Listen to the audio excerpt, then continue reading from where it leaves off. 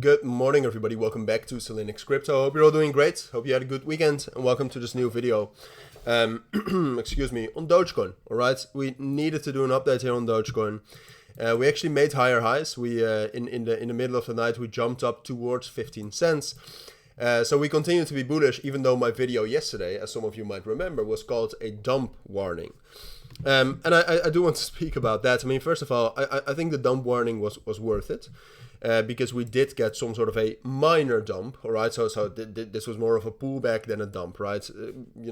Making a title like Doge dump warning, I'll be honest, is also a little bit of clickbait.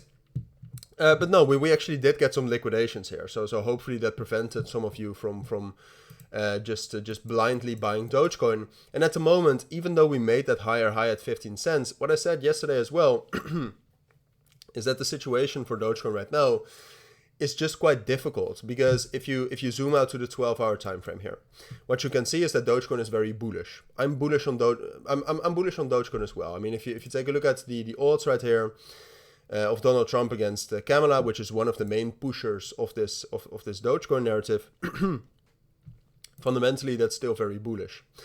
However, if you then take a look at the technical situation, what you can see is that, yes, you do have this strong support right here at 13.5 and 13.7 cents. And that's also what we talked about yesterday, right? We talked about yesterday that there was a possibility that we would just find support there and rally up higher. But the thing is that Dogecoin right now is very much stuck between these two levels. So in my eyes, it doesn't make sense to buy Dogecoin here as long as we are below 15 cents. It's much better to wait for the breakouts above 15 cents. Then we have that confirmation that will rally up higher and then enter, right? Because now there's no confirmation. And to double down on that, I still think it's most likely, now that it looks like Bitcoin is pulling back a little bit more as well, I still think it's most likely we'll actually get some sort of a pullback here. And personally, the main level I'm very much looking at to buying into Dogecoin again, because as some of you know, I did buy Dogecoin down here. But the main, excuse me, by the way, I'm a little bit sick still, so talking is a little bit not amazing. But I still think this is most likely. I mean, what you can see with Dogecoin now as well is that, yes, we've made higher highs in terms of the price. But then if you take a look at the open interest here, the momentum, that's making lower highs. If you take a look at the RSI here, that's making lower highs. So there's enough of a bearish divergence here. Together with a very strong resistance level and a relatively weaker Bitcoin, that I think it's most likely that we will get some sort of a deeper pullback here before consolidating and turning bullish again. Because like I said,